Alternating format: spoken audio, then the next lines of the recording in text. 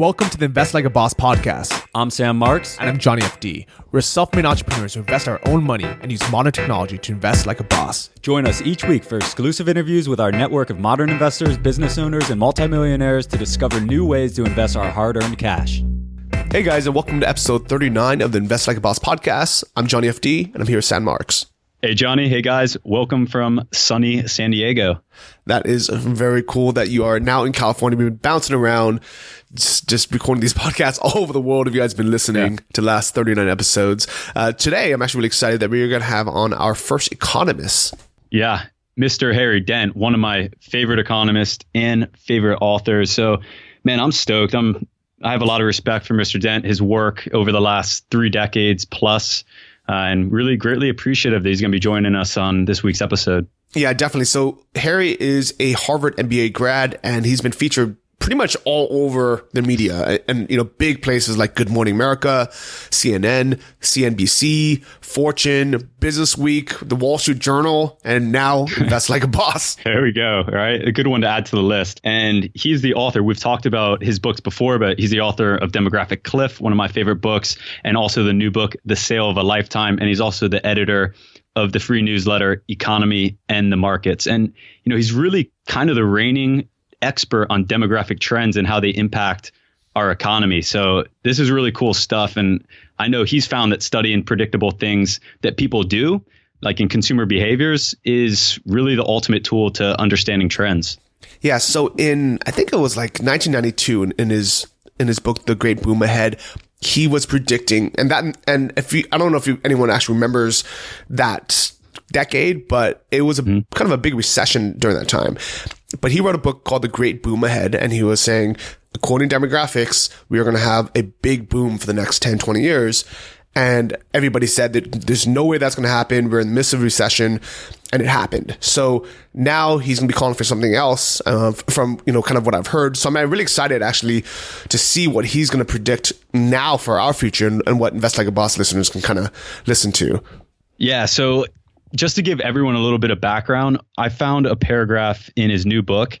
And Mr. Dent, if you're listening, I hope you don't mind, but I just want to give everyone an idea of what he studies and why it's so important. And this is stuff you don't learn in school. They don't teach it in economics class.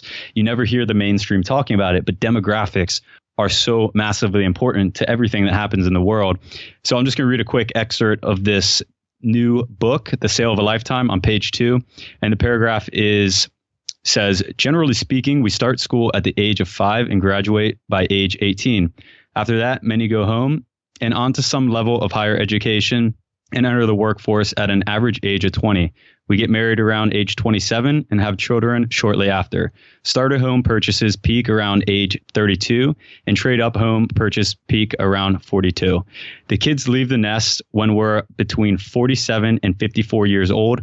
Our spending currently peaks at age 47, although for the most affluent, the peak age is 54. From age 54 to 64, we start spending dramatically less and saving more. At 63, we retire, again on average, and spend the rest of our lives consuming less and less by living off those savings. So this is the stuff that he studies every single day for the last 30 years. And this makes huge differences in our economy and our markets around the world.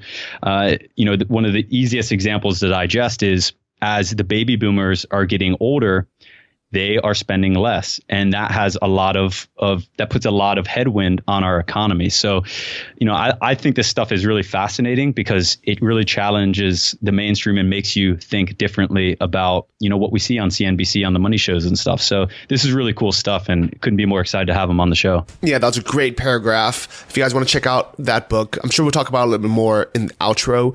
But without further ado, let's hear it from Harry himself. Harry Dent, welcome to the show. Guys, we're back with one of my favorite economists and authors, Harry Dent. Mr. Dent, thanks for taking the time to join us on Invest Like a Boss.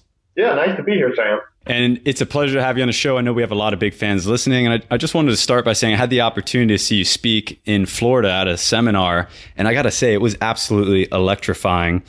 And we wanted to recommend it to listeners if they ever have the opportunity to see you speak or present in person, definitely take that opportunity. And is that something that you do pretty frequently now, speaking in public and or doing live presentations? I don't. I lived on the road in the mid to late 90s and early 2000s. And, I focus a lot more on my newsletter now and communicating through those efforts because, it's just hard to travel all the time. Yeah, so I probably do like maybe 2 speaking engagements a month, but I'm usually speaking for somebody. So it's not just like at the local Rotary Club. Yeah. well, two a month is still relatively frequent, especially if you have to get on the road. I know you have a nice new home destination now, so getting to and from places is a little bit further. But anyone out there that has an opportunity to see you speak, definitely do it. It was electrifying. It was an older audience that I got to see you speak at, but I was still on the edge of my chair. Well, it is a whole different view of the economy, and it's explained in terms of people and not all this complicated government stuff, which economists can never figure out. So it is. Most people are kind of shocked when they hear it, and we predict stuff. We predicted stuff in the past and predict stuff out well in the future. And most people are told, oh, that's impossible. It's not impossible. In fact, it's pretty darn easy. Yeah, absolutely. And we have a lot of younger listeners out there. And for those that are less familiar, I just wanted to give them a short background on your research at Dent Research. And I've heard you call yourself an accidental economist. Can you elaborate on what that is and how you got into economics initially? Well, I started off with a major in economics, but after 3 courses, I just decided it doesn't make much sense to most people. Economists can't seem to agree looking at the same data.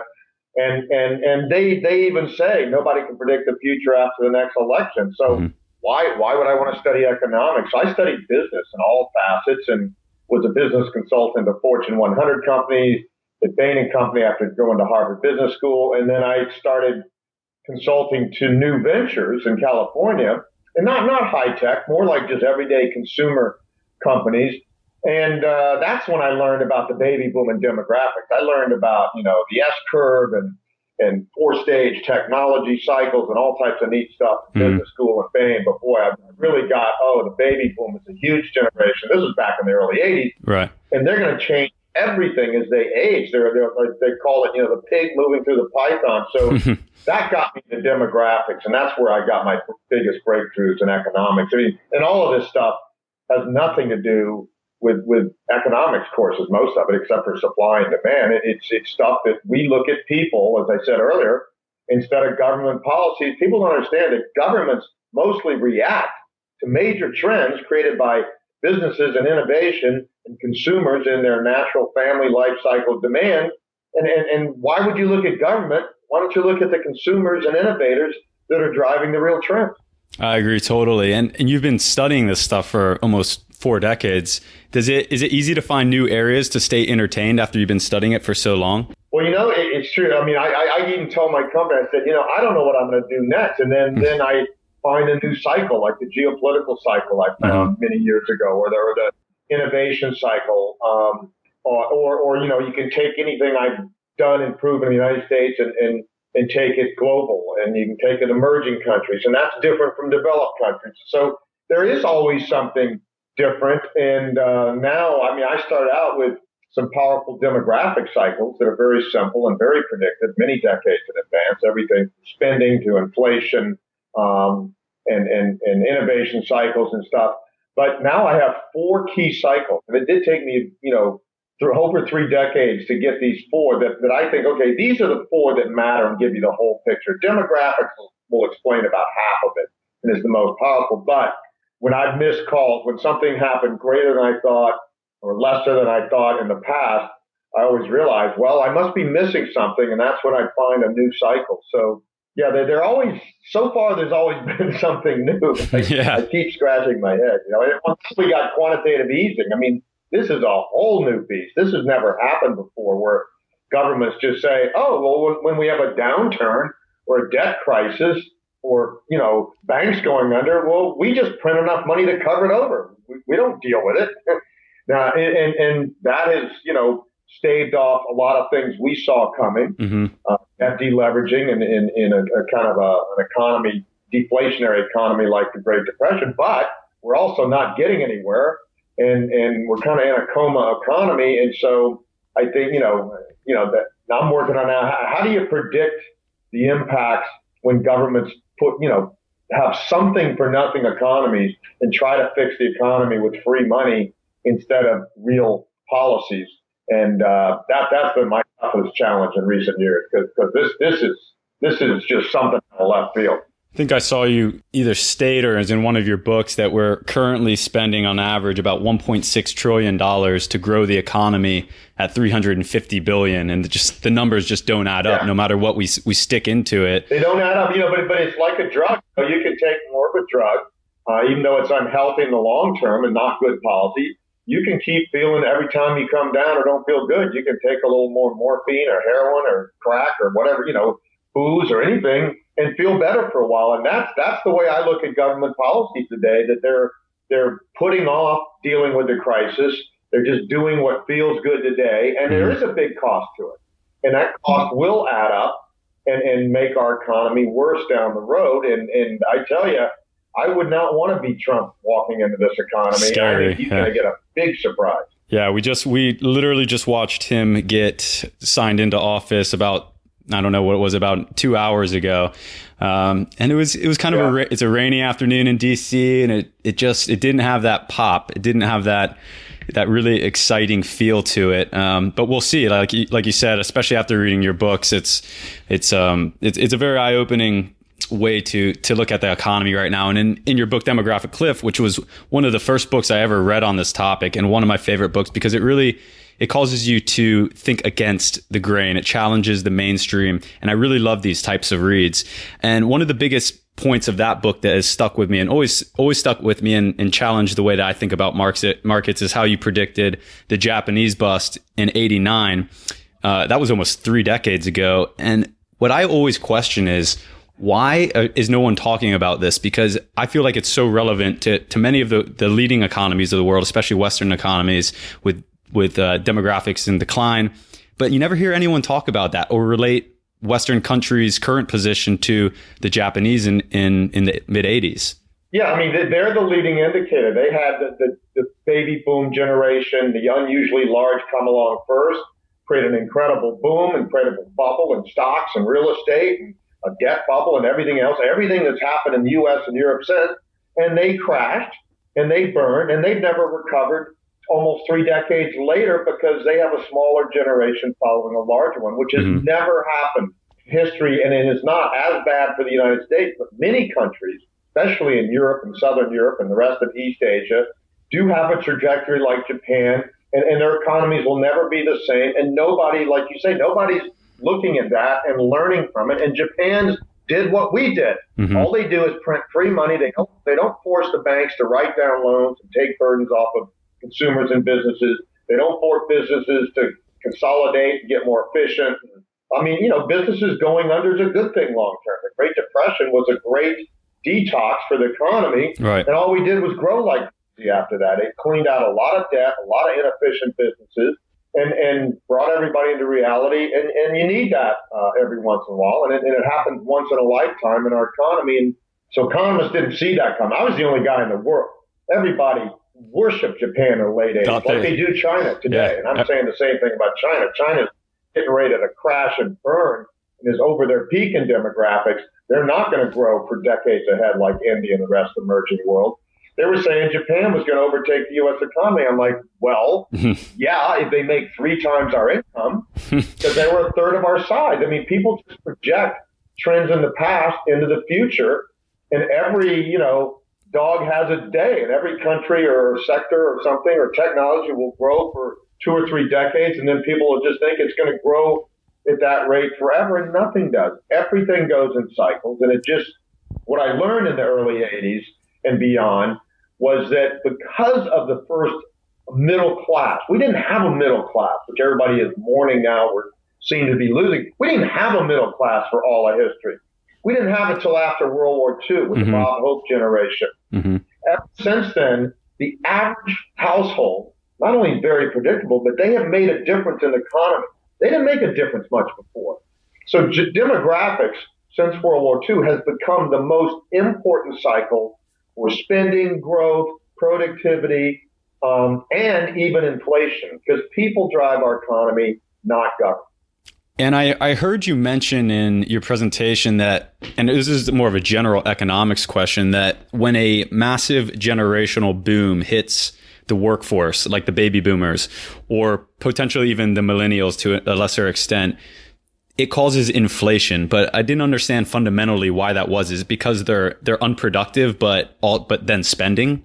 Well, no, actually, the inflation comes first, then the productivity and spending. Young people are unproductive because they're learning. They cost. They cost the government for schools. They cost their parents to raise them. And then when they first enter the workforce, it costs businesses have to provide them with workspace and technology and some training. And I found one of my breakthroughs early on in 1989, I found that inflation actually more than any other factor correlated with workforce growth on a 2.5-year lag. And workforce growth is simply the average person entering the workforce at 20, taking 2.5 years to start to earn, produce more than they cost. And then they earn and spend more money into age 46. That's the spending part. So inflation came first with the baby boom, the highest inflation in history from the mid 60s into the late 70s, early 80s. And then inflation dropped off when they entered the workforce and became productive.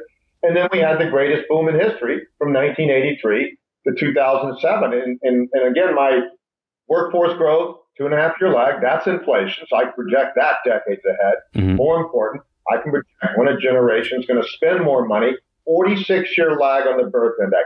That's simple. That would have told you baby boom from 1983 to 2007. Then the economy starts to slow. And it did start to slow after 2007. Right. And that's why we've been on quantitative easing, the drug, ever since to make us feel okay as we slow down. And now the next boom that you're predicting is 2023 when demographics significantly pick up again in the USA. Do you think quantitative easing, we know we just got Trump elected president. We know spending is going to continue.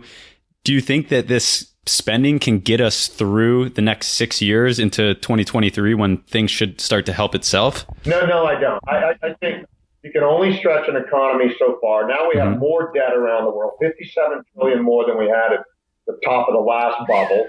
We got bigger bubbles in a lot of real estate, bigger bubble in the stock market than we had in 2007 when that burst and the Great Recession. Everything is stretched. And so at some point, this is going to blow. I mean, Italy is very close to defaulting. The rest of Southern Europe's almost as bad as them. Germany has demographics as bad or worse, actually slightly worse than Japan had coming into the 1990s, coming into this decade. And everybody thinks Germany is the strongest country in Europe. They have horrible demographics. China's got the greatest real estate bubble and overbuilding of an emerging country in history from top-down government planning. And that's going to blow. So there's plenty of things that are going to blow this. I'd tell you, just in the U.S., our workforce growth is down to near zero. Actually, it's going to be negative for the next few years naturally, and then near just above zero for decades after that. And Trump's saying we're going to grow at 4%. It's impossible. And all we've been doing in this quantitative easing boom is hiring back workers that were laid off in the Great Recession in 2008 and 9. That's all we've been doing. We're now at full employment, 4.6% recently, or very close. And once we hit that, we're going to go back to workforce growth, which is going to be darn near zero. So good luck on creating 4% growth in that scenario. And in addition to that, just like in the last generation, when a generation's moving into its peak rate of retirement, which the Bob Hope generation was in the early 80s, and the baby boom generation is now and in the next several years, you're going to have the lowest productivity. People are dropping out doing nothing, just like kids doing nothing. Well, old people do nothing at some point. And so our productivity is down to 0.4%, near zero. That 0.4% productivity, which is probably going to get even worse in the next few years. And on top of that, pretty much zero workforce growth. So if Trump can grow the economy at 4%, then he's a magician. He's not a president, he's a magician. Things can happen, in other words. And it's funny, last episode, we were talking about house flippers and driving around South Florida. It reminds me of being in 2005, 2006, billboards for flipping houses, commercials for flipping houses, radio shows for flipping houses. It's scary. And it almost, to me, it feels like an indicator. And I just, you watch the mainstream, they're talking about this time's different. they're talking about debt doesn't matter. Why does the psychology just continue to repeat itself? People just have these really short-term memories and think that every single time throughout history is slightly different.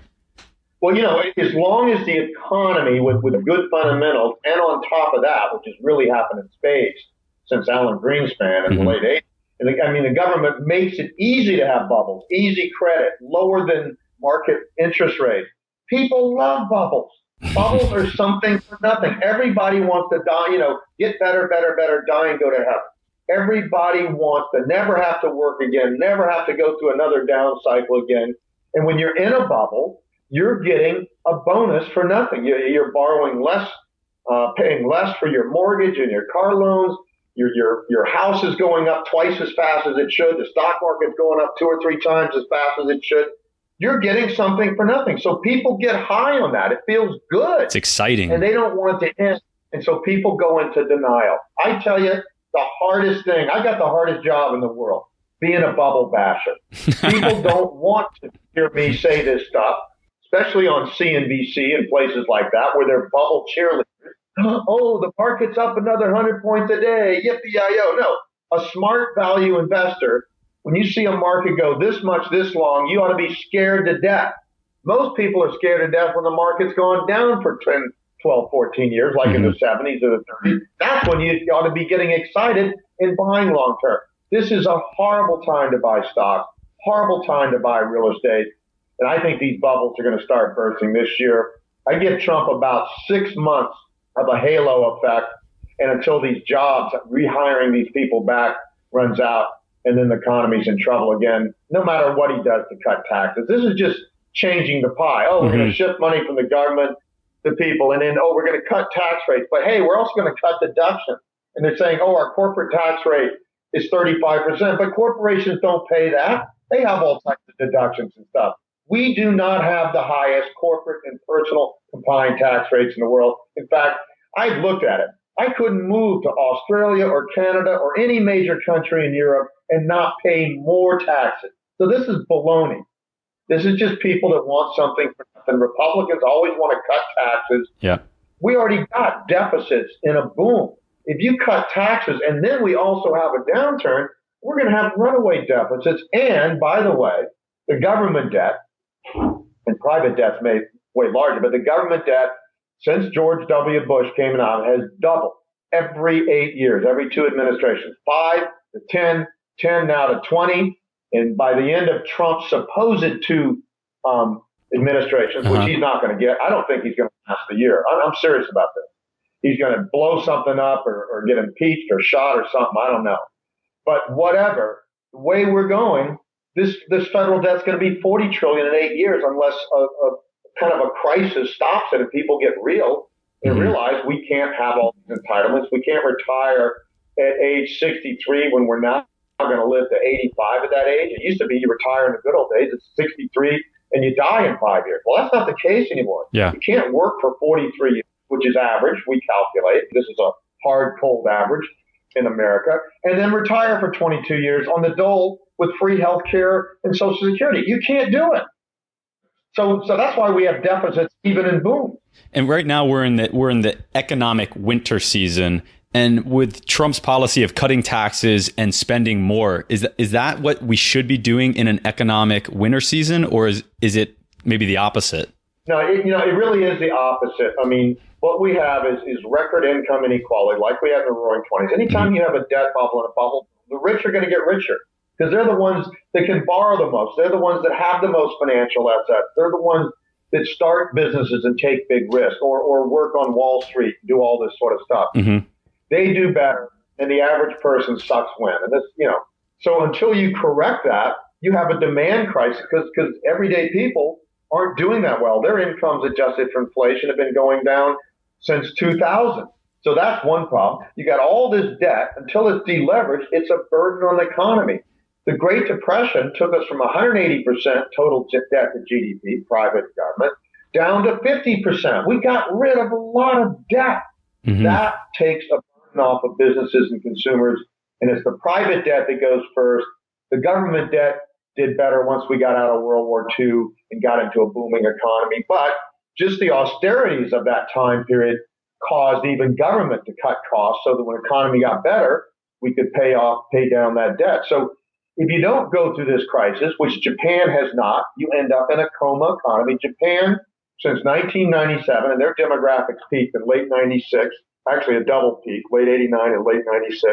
But since they hit their final peak and went into a real clear down demographic spiral, they have grown 0% on average GDP, had zero productivity and zero inflation, despite having now almost 100% of their GDP in cumulative quantitative easing compared to 24% in the U.S. and 36% in Europe. I mean, Japan has stimulated way more than us for way longer, and they're still in a coma economy. You can't get to the spring season, the next boom, without going through winter. And Japan and the rest of the world are all choosing, no, we won't go through winter. We won't let banks fail. It's good to let banks fail. The strong banks take over the assets of the weak ones, and a lot of debt gets written off. That's good for the economy long term. Is it painful? Yes. Ask a heroin addict going through detox. It is painful, but it's your only option. You don't get back to health without going through detox. There's no way to get back to health by taking more of the drug, and that's what we're doing. And if this is a debt bubble and global debt becomes massively problematic, deleverage, written off, do you think that government bonds in Western countries like the U.S., like U.S. Treasuries, do you think those would be in jeopardy, or you think that's a pretty good investment for where we're at right now? In the Great Depression, it was the long-term Treasury bonds, U.S. government bonds, and the AAA corporates, the ones that never defaulted, that saw it, that benefited from deflation because interest rates went down even farther. So that is where you want to be. You don't want to be in the risky assets like junk bonds, high yield bonds, stocks, real estate, especially because of the leverage of mortgages in it, and commodities, and even gold and silver. Gold and silver are inflation hedges, as are real estate and commodities, but they're not deflation hedges. And everybody thinks gold and silver is going to save you, and we keep telling them. I mean, we got people out late April of 2011, right at the top of silver, and several months before the slightly higher top in gold, and it's gone down ever since. As we said, gold and silver were in a bubble. Gold went up 8 times in 10 years. That's more than the stock bubble. More than the tech bubble. And people acting like gold will protect you. Gold still has to go down to at least $400 before I'll even look at it, because it would take that just to erase the bubble, not the whole bull market, just the bubble from 2005 to 2011. And that's a typical bubble. Stock, commodity bubbles tend to last 5 to 6 years, and then they collapse 80%. They don't correct slowly. They collapse rapidly, and they don't go down 20, 30, 40, even 50, as in the 1970s, because that was not a bubble burst, just an extended downturn in generations. And with inflation, it goes down 80% and sometimes 90, 89% for the stock market from late 29 into late 32. 89% drop, and then it took 24 years to get back to the peak level. 24 years. Says, just hold on. Stocks always come back, and we got you diversified. Diversification didn't help in 2008 and 9, and stocks will not come back to these levels. I say in Japan, they'll never see a 39,000 Nikkei. Never, ever, ever again, at least as far as I live or my kids or anybody else.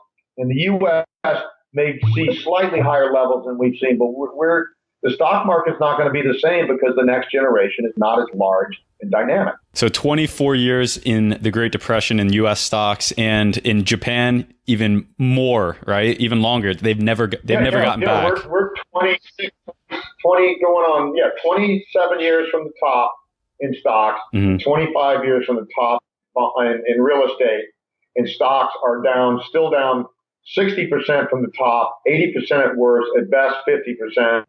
Real estate dropped 65% in Japan and has never bounced, because real estate is even more impacted by demographics, because real estate lasts forever. And when a smaller generation follows a larger one, you get to long periods of time, where there's more older people dying than young people buying. Buyers are sellers. Young people buy between 27 and 41 weeks now. And that's what's happening. Real estate, even when stocks crash, they'll come back. They won't come back as strong as they did after the Great Depression or in the early 80s and beyond, but they'll come back. Maybe they'll get back to 22,000 again in this next boom with millennials. But real estate, I don't think we'll ever see the levels we've seen in the U.S., at least not for decades, because what I call the net demand for real estate, peak buyers at 41 minus dyers at 79 to 80 in the United States, that trend goes down into 2039 before it turns up to a minor degree. So people who think you can get I just saw somebody, I'm not going to mention his name because I know the guy, says the best thing to do is continue to buy real estate, especially when it's down. No, I don't agree. Not in this era. Mm-hmm. Real estate will never be the same. Real estate long-term only grows with inflation. Stocks grow 7% above inflation. Gold only goes with inflation, and you can't rent out gold like you can real estate. So when we get out of this rare baby boom time, stocks are going to do better than real estate. And they have historically, if you go way back, and gold is the worst investment for most of the time. And Mr. Dent, I know we're coming up on time. I just wanted to close with one last question. So you're calling for deflation over the next 6 years, and I know a lot of other people are calling for inflation. You seem to be winning the argument with the deflation, but do you know of any asset classes that actually work both in inflation and deflation environments? Well, almost everything goes down in both. Mm-hmm. Bonds work well in deflation. That's the problem. That's about it. High quality long-term bonds work best in deflation. The problem with deflation is it always follows a debt bubble, which creates a financial asset bubble in stocks, real estate, commodities, and sometimes more in one sector than others. When those bubbles burst, all those financial assets go down. High yield bonds, as I said earlier, commodities, stocks, real estate, and that's what happened in 2008 when the economy really fell apart in the second half of 2008. Gold went down 33%, silver 50%, commodities were down, real estate was down. Here and around the world, in most places, emerging market stocks were down, developed country stocks were down, small cap stocks were down. I mean, everything was down. So that's the problem with deflation. It's a once in a lifetime reset in debt and in financial asset prices so we can get back to normal and grow again after a great bubble boom, 1983 to 2007 or the early 1900s and into 1929. And you have to get out of the way of the bubble in high quality bonds or just cash. Cash, yeah. The other thing is there's always a best house in the neighborhood currency, and that's been the United States thus far. The U.S. dollar's been up 45% since the recession started in January 2008. I think it's going to go up in at least the early stages of this next deflation, and then it may just go more sideways. But the U.S. dollar versus other currencies has been a good place to be as well. But there aren't many places, and that's the hardest thing for me to tell people. Even in the 70s, you could have been in Japan with better demographics. Commodities did well, gold and silver. Emerging countries that produced commodities and had good demographics did well. What you had to be out then, you had to be out of bonds, which hate inflation, and out of stocks, which hate inflation. But there were plenty of places you could have been in a diversified portfolio. In the winter season, like the 1930s, and what I see coming in the next 6 years, you have to be in the safest assets and just preserve your capital. And by doing that, your investment power grows every time everything drops another 10, 20, 30, 40, 50, 60, 70, 80%. So 10-year cash. The same asset for the dollar. So cash, 10-year bonds, maybe insurance products, fixed annuities and stuff like that. 30 government, 30-year treasury bonds, because you're going to get a better kick out of that, a higher yield and more appreciation from deflation. AAA corporate, and those are usually 20-year. And cash and U.S. dollar. There's an ETF that tracks that called the UUP. I think the U.S. dollar has less potential than bonds at this point because the U.S. dollar's already done so well. So, guys, there you have it from Mr. Dent himself, author of one of my favorite books, The Demographic Cliff, and the new must-read, A Sale of a Lifetime. Pick it up on Amazon. Link in the show notes. Mr. Dent, it's been a lot of fun. Thanks so much for taking the time to chat with us on Invest Like a Boss. Okay. Thank you, Sam. Man, that was a very, very interesting episode. That was a lot of fun, and just further reflecting on all this stuff. I mean, it's really fascinating stuff, and I love what he studies. I love how deep he gets into this stuff. He's just passionate about demographics. I mean, have you ever thought about demographics in terms of the economy or markets before you heard this or read any of his books? You know, now that he talks about it, it makes so much sense, right? It just makes sense that the more people that are spending money, the more, the economy is going to grow. And if we just kind of artificially prop it up, it'll only go for so long. And now that, kind of almost in hindsight, in retrospect, I'm like, you know what? He makes absolute sense. But no, like I can honestly say it's not something that really crossed my mind. I think almost everyone can say that, like, oh yeah, I've heard of that before, or maybe, that makes sense to me. But he's actually, diving deep, studying, and he's putting his reputation on the fact that he believes in his predictions. Yeah, and I mean, like you said, he's got a very difficult job. He's a bubble burster, and the cool thing about this stuff is we're taught to believe by the mainstream that this stuff can all be controlled, that the Fed can control this, that business policy, that tax regulation, and all these things control the economy. But what demographics teach us, if you study this stuff and you read Mr. Dent's material, there's something bigger than the Fed. There's something bigger than the decisions that Apple makes and the hiring and firing and everything else. There's something bigger than the money printing, and that's the people. It's you and I and what we're buying and what our parents are buying and all the people that go in their generation, what they're buying, and the other 330 million Americans and what they're buying, and across the whole world. And I think it's just super cool to take a look at these things and think about the fact that maybe there's just something bigger than everything that we've been taught, and it's right under our nose. And we passed it because of traditional education and watching Jim Cramer on TV. Yeah, it definitely makes sense. And actually, after this recording, I went back and I watched a bunch of his interviews on, all across different channels. And I realized, and actually I looked at some of his older books as well, and even though he has the current reputation of being a bubble buster, he actually wasn't always like that. He had the exact opposite reputation 20 years ago when he was the one kind of screaming for that there's going to be a boom coming, and nobody believed him. So I almost kind of feel like he's more of either a realist or, he's someone who's like very optimistic in either it going up or going down. And he's very confident in that. So I think right now, because of his data or what he knows and what he talked about in this episode, he firmly believes it's going to go down. And his new book, The Sale of Lifetime, it's prediction that in 2017, the economy will crash. And, the stock market will crash, real estates will crash. And I think he has a very, very good chance of being right. I also think that, there's all these other external factors that could, just jump in and it could change things. But I don't know. I'm curious. What are your, personal predictions, or after listening to this episode, do you think that in 2017 there's a chance of the economy crashing or not? Man, it's so difficult to say. I think there's a very strong chance simply because of of course, reading these books and listening to Mr. Dent, but there's little odd things that are happening, right? For instance, like my parents and our neighbors in our house back in Florida are baby boomers, and they're selling their house. And in South Florida, there's never any houses for sale because it's a really good location. And if something goes on the market for sale, it gets picked up really quick. I mean, these aren't $1 million homes. They're, a few $100,000, but there's never anything. They get picked up really quick. And there's like 6 houses for sale in the neighborhood, and they're not moving. And now my parents and the neighbors are putting up for sale.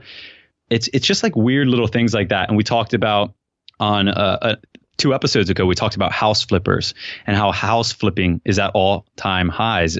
And there's signs up everywhere for house flipping. That's really scary. And Johnny, I'm out in San Diego, man. Like, California is insane. It just doesn't even make sense, right? Like the prices of houses, a 2-bedroom bungalow, 900 square feet, we're talking almost $1 million. Like, how does that even make sense? It doesn't make sense. And I think originally I had moved out of California because I thought there's no way I would ever be able to afford to buy a house there. And then now that I can afford to buy a house there, I'm also almost a little bit too smart to put my money in that, because I'm thinking this is way overvalued. I mean, there's no freaking way. And I can't buy a $1 million house because I don't have that in cash. I could put a down payment on it and make payments on it, which I think a lot of people in my situation would do because that is, the American dream. But I'm thinking I'm going to put myself $700,000 in debt for a house that may be overpriced. Like, that's insane. Totally insane. And even the people here, they're all talking about it. and everyone's saying, it can't go up much further. Homeowners, people that bought their house, they want it to go up, and they're like, it can't go up that much further. I just don't know how people are getting mortgages for these $1 million houses all over Southern California. But if you think about these people that they put down maybe 10%, their house, on $1 million house, they get the house. If the house value drops 10 or 15%, if they can hold it, great. But if they have to sell it, that wipes out almost everybody, right? That's $100,000, $150,000. If they have to sell it and take that loss, that wipes out so many people. Well, here's the craziest part is I personally know a few people like who have been through that situation, but they never talk about it because it's something that's uncomfortable to talk about. They almost kind of feel like they got the wrong end of the stick, or, they did something wrong because they had bad market timing. And they didn't do anything wrong.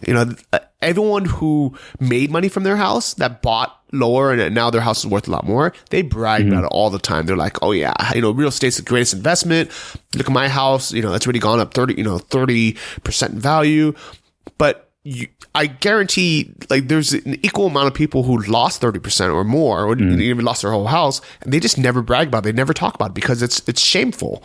Yeah, totally. And going into some of the other kind of key points of the book, not to get into all the details, but, a lot of the books talk about a reset. And then we start looking at the price of everything is just going crazy, like college tuition, raising a kid, home prices.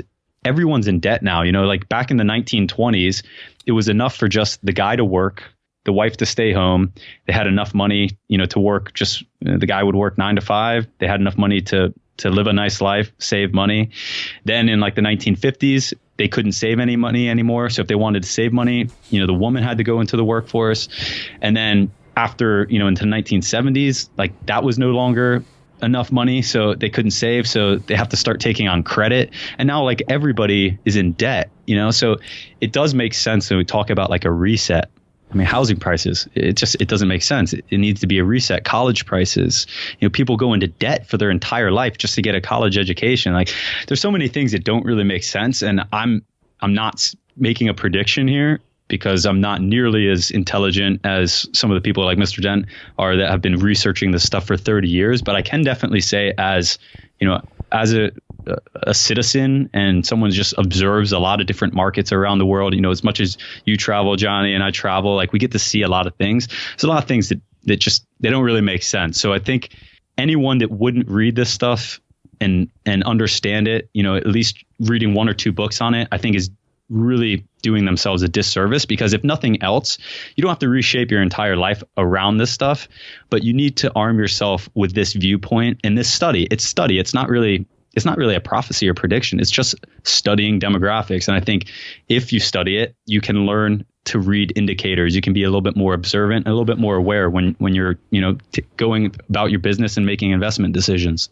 That you made a really good point about we have a kind of almost a unique or almost an unfair advantage from having a bird's eye view of not living in the US right now, where we can, go back and more just, even just kind of seeing what our friends are doing, what our family's doing, what the economy is doing, what media is reporting. And we can look at it from kind of a bystander's point of view and not being so immersed or invested in it and think that doesn't make sense.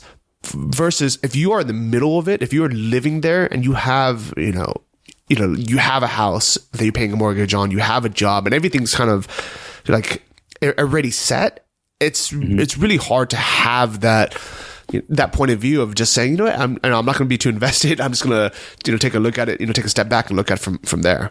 Yeah. Another thing onto what you say from like just living outside the U.S. and I don't think a lot of people have the perspective of is what's happening in Asia. China is insane, right? Like the property prices there are just insane. I mean, I know people that have owned property over in Shenzhen, Shikoh, and the property prices have gone up like 15 times in the last 6 years or something, like totally insane. So you have these condos, but the renters aren't there. So you have these condos there that are selling for $4 or $5 million, but they can't even rent them out for $2,000 a month. It's totally nuts. So I'm glad that Harry Dent kind of mentioned China a lot, and he's talking about that, not just the U.S. economy. I firmly agree that China is effed. Like, it is so screwed there for so many reasons. And I mean, just a couple that, really kind of illustrate my point and why I would never invest a penny in China is because, number one, people, the wealthy in China, they don't want to invest any money in China. Yeah. All of them, as soon as they can, any way they can, they get their money out of the country. They go to Canada to buy real estate. They go to the US if they can. They just want their money anywhere. And their money is almost like the Chinese RMB is almost so useless that they'd rather buy overpriced real estate in Canada or the US that they haven't even seen than keep their money in RMB or in China. I know. Yeah, it's crazy. And I'm guilty of buying China RMB at the absolute strongest it ever was, when it was 5.97 against the dollar, right? I was definitely starting to laugh. Why were you buying Chinese RMB? It's disgusting. I feel horrible again. Like, I keep having these moments of clarity on these podcast recordings where I'm like, oh, I forgot about that terrible investment. Up until that date, the RMB had appreciated, I think it's like 2 or 3% every year against the dollar for over a decade. And I'd spent a lot of time in China. At that time, I wasn't really thinking of bubbles, or I just saw China as a very well operating machine with smart people that are just hardworking as hell. And after we sold the business, I wanted to get out of a US dollar to take a little currency hedge. And it just made sense. Like, I spent a lot of time in China. I can have, maybe money in Chinese money to RMB to invest in or spend. It had been growing for a decade more at 2 or 3%. And you know what? They give you a really good fixed deposit savings on my RMB. I'm getting like 3% a year just by holding it in a bank, which you could never do on a US dollar or a major, Western currency. So I just thought it made sense. And since that day, I kid you not, I will share a graph, but since that day, it has done nothing but go in the opposite direction. So now let's see it, 5.95. It's now about almost 7, like 6, let's call it 6.8. So that's 10, what is that, 15% or more? Okay, so that 3% that you're making on it is not covering your loss. Yeah, it's hilarious actually, because a joke about it, I'm making 3% on a year to lose like 10% a year at this rate. So, but I don't know what to do. Do I keep it? Do I take the loss and get out? I mean, if what you're talking about and Mr. Dent's projections are right, then it could go a long, long way. So I don't know. I'm going to pull Sam Mark's suggestion and say, let's just make a trip to China, blow it all. Yeah. I could probably pick up something pretty cheap there pretty soon. But you're right, man. What you said about smart people leaving China, my old manufacturing partner in China, he's trying to get everything out right now. He's looking at between Canada and Australia. So I think what you'll have is a major brain drain, because you're right. The people, they don't trust what's happening there, and they want to get out and, hedge their own bets. So, yeah, and just to give people a very easy example of what we mean by people not trusting what's going on there, people in China don't trust anything in China, and for good reason. Here's the problem with China, and not to get too much into history, but in 1949, when they had the Civil War and the Communists won, they went into 10, 20 years of famine, and the reason for that is the government that went in under Mao, he all he wanted was economic growth. He said, at any cost, I don't care if 90% of our peasants die from starvation, give us their pots and pans so we can melt it down to make to make weapons and armor in case of the next war. And then the next stage was, okay, now we want economic growth. We don't care if we destroy the environment. The people are all the bad things. And that mentality has kind of stuck along with even the business people of today. And yes, there are tons of brilliant, business people from China, including, people like Jack Ma, and I'm sure there's a lot of people that are very altruistic and just good people as well. But there are also a lot of people that grew up with that mentality of saying money is the only thing that matters, and let's screw as many people as we can to get that. And one thing that happens very regularly in China are, are products, even like food products that are just like things that you would not expect. Like a big headline was fake infant milk. And like, who would do that? Like, who would make fake infant milk that is just basically poison that'll kill babies just so you can make $20 a bag selling this instead of making a normal, profit of, of $5 or $10. And that happens with things like cooking oil, where people, when I was in China, and this is actually one of the reasons why I never, even if you said, Johnny, let's go to China, let's make a trip to, Shanghai or Beijing, and let's have a party for a week and, blow all this cash, I wouldn't go, because when I was in Shanghai, which is their nicest city, their kind of most Western, most developed city. Yeah. Every time I ate any food, regardless if it was at a 5-star restaurant or on the street, I was thinking, I hope this isn't recycled gutter oil that is, is like this. I don't even want to describe it because I think it's going to put people off that are listening. Yeah. But it's just, it's like cooking oil is not that expensive. Like, why are people making fake oil just to save some money? And, and then endanger people's health. And people in China, especially if you're wealthy and you're, and you're in the know, you see this and you're like, I don't want this crap for my family. I'm going to get my money out of here. I'm going to get my family out of here. I'm going to get my business out of here ASAP. Absolutely. And I mean, we think about just the pollution that's happening all over their big cities now. And I've had, I've definitely had some of my best experiences in my life.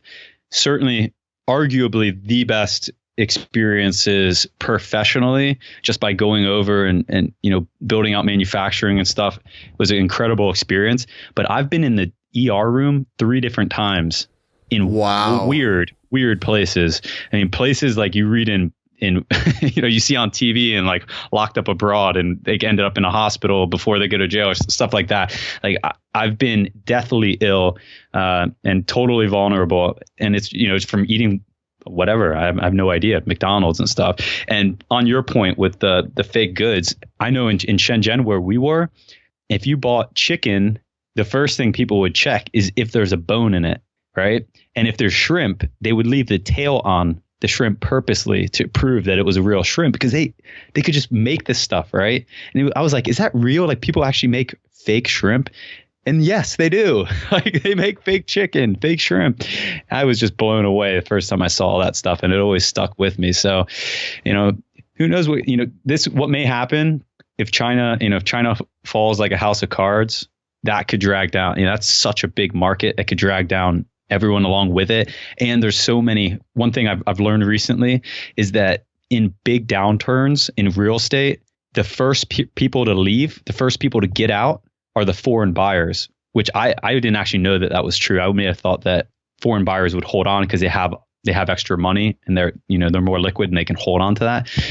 But foreign buyers are the first to get out. And we know how many Chinese, Asian buyers in general have bought in Vancouver recently, the whole West Coast. So if China falls like a house of cards, then potentially you start having a lot of supply in Vancouver and the West Coast. And then that could potentially trigger something, but we don't know, which is why it's just important to read this stuff and learn what the indicators may be. I can definitely see that. So let's talk about what we would actually do if this did happen, because I actually think one of the best things about this podcast is that we're starting it, at a time where there's economic growth, the stock market's going up, and be very easy for people to just to put 30% of their income into an index fund and say, oh yeah, it's been growing for the last 10, 20 years. Let's just leave it at that. But I think the reason why guests like Harry Dent are so important is we can kind of see both sides and not just get too comfortable and just say, oh yeah, stock market's always going up. Let's throw our money in there. Because I think 100% we will have another downturn. I don't know if it's going to be in 2017 or 2020, but it will happen definitely in our lifetime. But I would be willing to bet it's going to happen sooner than later. And I think that's the hardest part is if, let's say we are too conservative and we think it's going to happen next year and it doesn't, or we have, and then it doesn't happen again, we lose out in opportunity, costs where the money that we could have invested, that, 5 or 10% we could have made, we might have just lost just having that sit in our bank.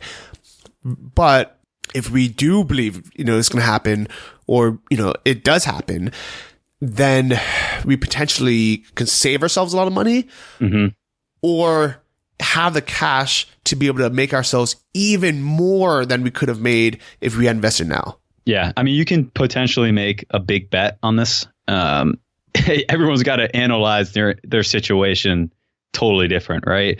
I mean, my advice to maybe my parents would be different than my advice for myself or you, Johnny. And everyone just needs to take a clear look at everything and figure out, where they want to position themselves.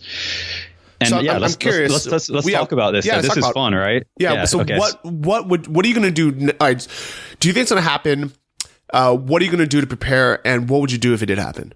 Okay, cool. Awesome. All right. So this is what I'm doing, just because of, not necessarily because of what we're talking about right now, but because of a few months ago when I told everybody I liquidated my brokerage account with UBS.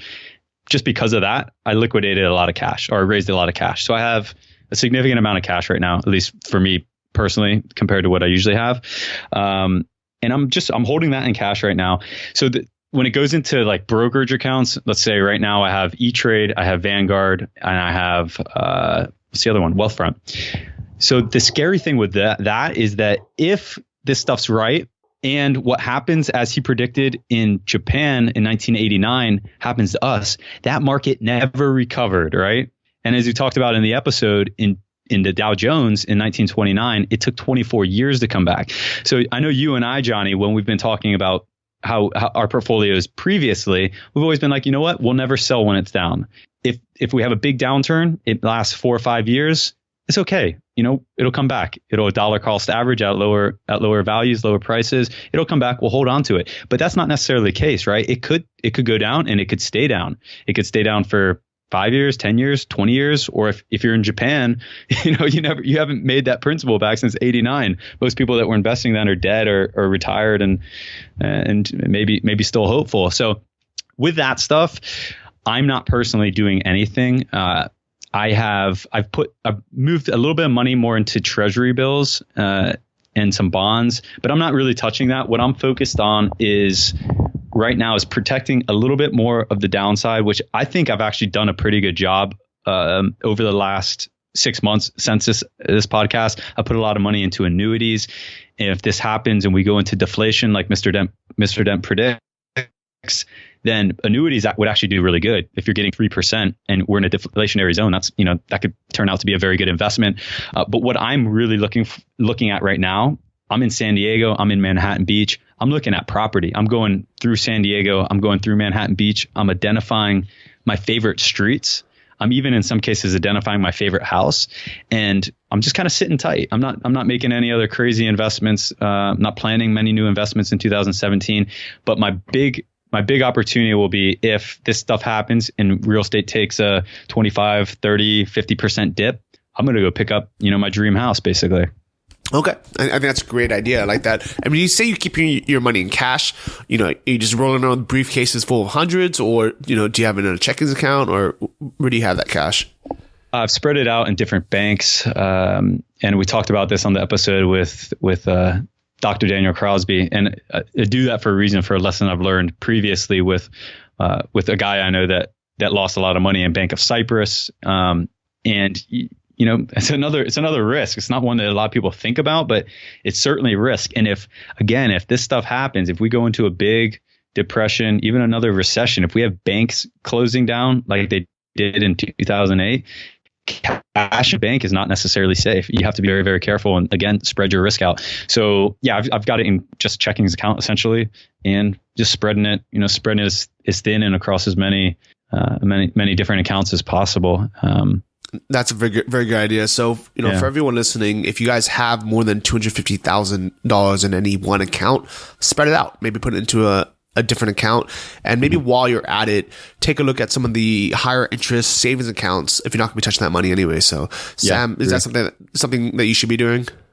Yeah, I've recommended before GS Money Bank. It's actually Goldman Sachs now. It used to be General Electric, and they pay 1.05%, and it's not tied up. It's not like a fixed deposit. It's just in there, 1.05%. So I recommend that. I think that's the best you can find anywhere right now, at least in the USA.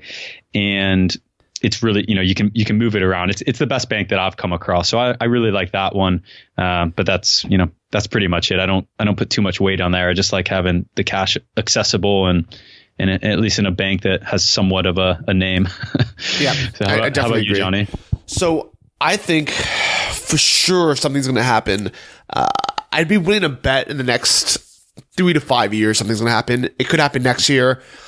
But here's the thing is I think there's so many unpredictable factors, as in, maybe there's a new technology that comes out, maybe another country drops the ball, maybe, we go to war, and maybe the war actually stimulates our economy again. I mean, there's so many unpredictable factors that I don't want to gamble, right? And I think that is the whole point of investing smart, and is not just gambling. But I also I'm looking at the upside benefit of having more cash on hand.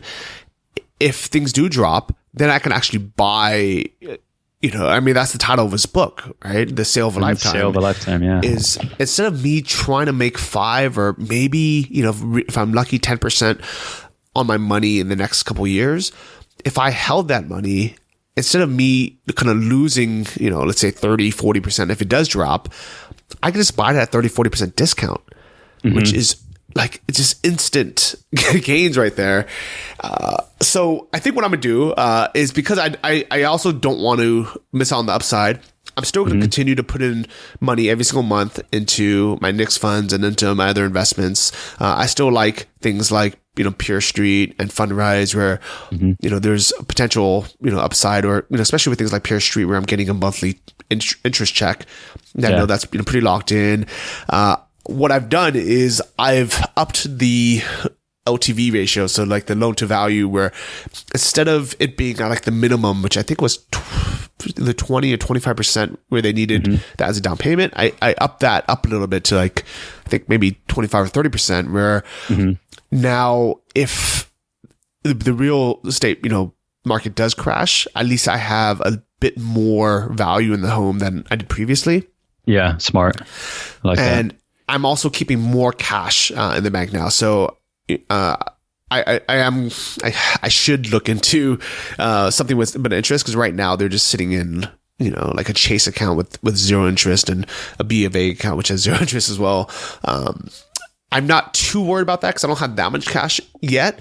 But my goal, my plan is to spend this year just making as much money as possible, keeping my expenses low, and not bumping up my monthly investments along with my income growth.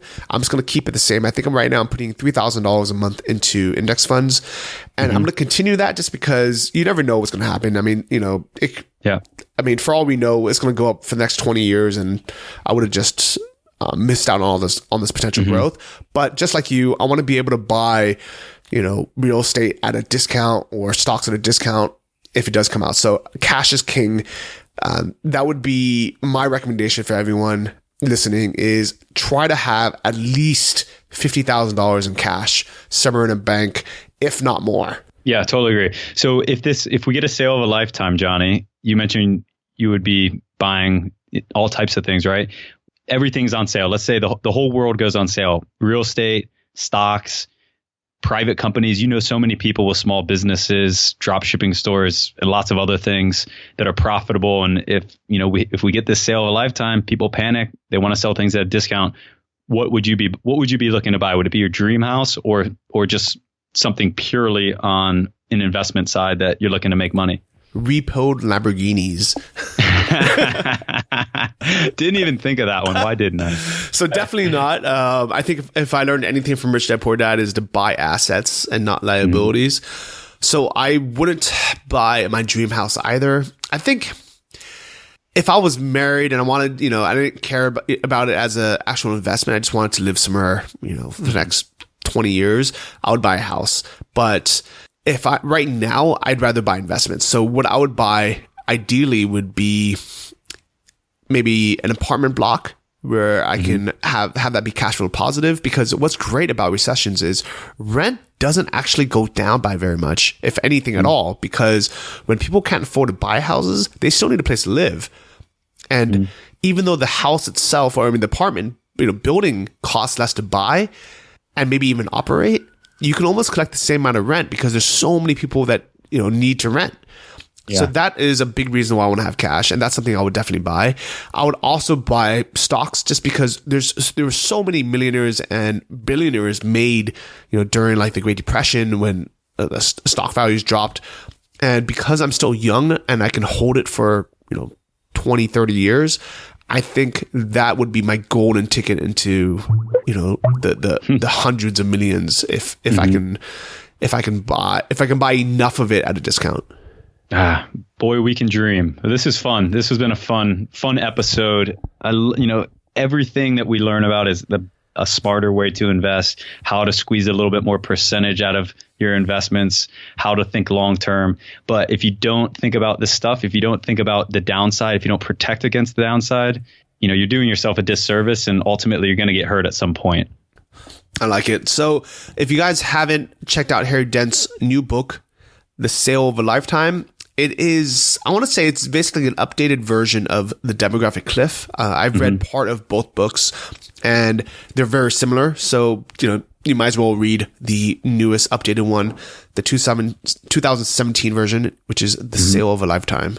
Yeah. And he'll send you a free copy. We'll leave a link in the show notes. Take a look at that. And I will also definitely recommend, if you haven't read it, although there's a lot of overlap, like you said, Johnny, Demographic Cliff. Big shout out to my dad if he's listening, because he put that book in my hand about 4 or 5 years ago, maybe even before, when I was going down to do a backpacking trip in Central America, and I took this big hardcover Demographic book down with me, a Demographic Cliff book with me, and it was like the biggest thing in my backpack. But I read it and then I reread it, and I absolutely loved it. So glad I got that knowledge early on, and yeah. Definitely recommend those both to any of the listeners out there. So that is very cool that he is willing to send all listeners a free copy of his new book, The Sale of a Lifetime. Go ahead and go to investlikeaboss.com and click on episode 39. And in the show notes, we'll have a link to where you guys can pick that up. Thanks again to Harry Dent for being on the show. And to all the people who have been leaving these amazing 5-star reviews of the podcast, you guys are the reason why we can get these big name guests like Harry Dent on the show, and it's amazing. I'm taking a look right now at his conditions for the free book. I think you guys have to maybe pay for shipping, and it's something to do with his newsletters. Sign up for the new. Yeah, I think you sign up for the newsletter and then you get the book or something. Yeah, like that. So make sure you guys read the terms of it before you guys actually sign up to see if that's actually something that you guys want. Or obviously you can just click our Amazon link and buy the book from there if you'd rather just pay for it. So who do we have for this week that has left a review? Oh man, we got a bunch, but let's go with, I got T-Roll Express. Oh, that's the title. Okay, Peanut 1716 from the United States. T-Roll Express, 5-star review. A blast to listen to and learn from these two regular guys in their 30s trying to figure out the best way to invest their hard-earned money. Johnny's enthusiasm and Sam's humility after hitting a home run in business make this a different kind of investment show where they're learning right along with their listeners. Good guest, good humor, and personal anecdotes make this a fun podcast, even for a guy like me who's 20 years older than the host. Keep it up. I love it. What does T-Roll Express actually mean? I'm curious. I don't know. I was trying to figure that out. I thought you might know. Well, Peanut, thank you for that awesome review. If someone knows what T-Roll Express means, please let us know in the show notes, in the comments, or in the Boss Lounge. So I also want to say thank you, a bit of a dziękuję to our Polish listener, Piotr Go. Investing distilled for people, 5 stars. I'm lucky I discovered this podcast. I used to spend hours trying to figure it out investing out myself. Now I can just focus on what I do best, 5 stars. And I think that is kind of the biggest point, for this podcast is for us to kind of do a little work for you guys. Because, I mean, I think you guys can hear it in our voices, but especially with Sam, he loves this. He tells me that this is like his business and his project that he looks forward to most every week. And even if we were never to make a dime from this, I think we would both still do this because, first off, we learned so much from it, and it's fun. It's fun, and it's fun. It's fun realizing that there's just so many people, millions and millions and millions of people out there that are just as confused about this stuff as we are, right? And we're learning. I mean, the amount that we've learned in the last year of doing this, not even year, 6 months. I mean, my financial literacy is totally reformed just from this podcast and reading, a few books on the side. And so it's good to know that like we're in a community with so many people that, we're not outcast because we don't understand what they're talking about on CNBC. We're all in this together, learning and improving and perfecting our, not perfecting, but protecting ourselves against bad investment advice. Definitely. And if you guys do want to support the show, if you guys want to buy any of the books that we have mentioned on the show or we recommended, or even any of the services that we've mentioned, if you go to investlikeaboss.com/resources or just click the resources button, all those links there are going to be our affiliate links where we get credit for referring you either to Amazon to buy the book or to, whatever the services such as Fundrise or, any of these guys. We also list the ones that they don't have affiliate programs, things like Vanguard, but because we believe in it and it's something that we have mentioned on the show, we have it there anyways, just as a one-stop resource for all of you guys. So thanks again, Sam. It's been fun, and I hope everyone enjoyed this episode. Thanks for listening to the Invest Like a Boss podcast. Join our mailing list at investlikeaboss.com to get exclusive access to our insider investment portfolios and our private members forum. If you enjoyed this episode, please subscribe on iTunes or your favorite podcast app. Tell your friends and leave us a review in the iTunes store. It helps more than you know. See you guys next week.